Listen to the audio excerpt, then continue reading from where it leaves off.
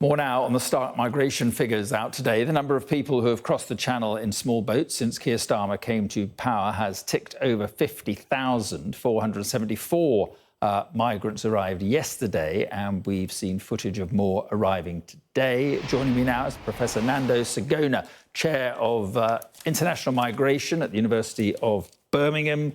Good evening. Thank you very much for being with us. And there's no question that this illegal immigration and this whole small boats issue is just a hot political topic. It's only getting worse, and there doesn't seem to be an answer. The small boat number, I mean, it's a big issue in terms of public debate and politically, but we always need to remember that numerically, it's really a small number compared to, if you look at the statistic on migration. So that's one starting point. I think the government is trying to address it. It's definitely a complex issue, and there is no one single answer. And so they are trying a series of intervention at various points with the French government. They try to work with the Bulgarian government about the provision of boats. And they also now try to do reinforcing the number of return.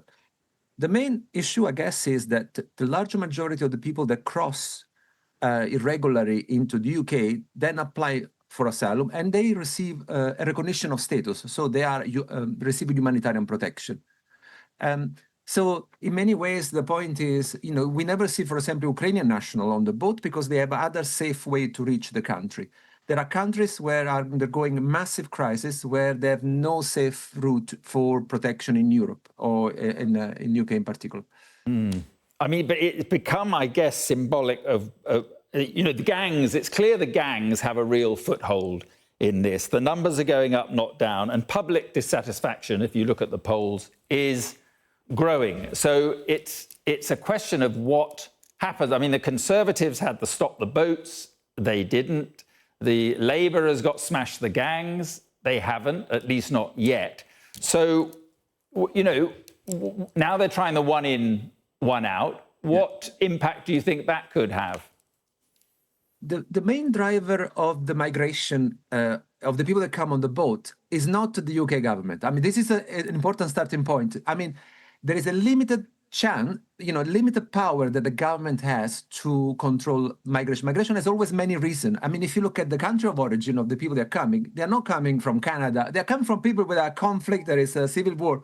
So if you try to stop the gangs or the smugglers, you are basically addressing the means of transport. You are not addressing the causes of the mobility.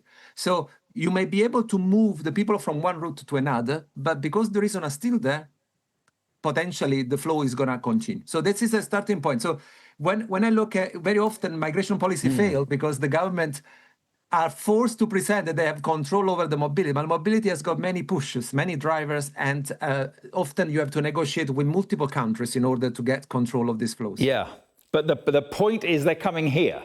And the point is being made increasingly about, you say many push factors, which is absolutely right.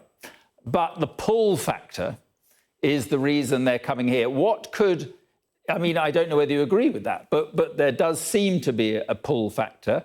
What do you think could be done about that? What could be done to make the UK less attractive? Should we be making the UK less attractive to illegal migrants?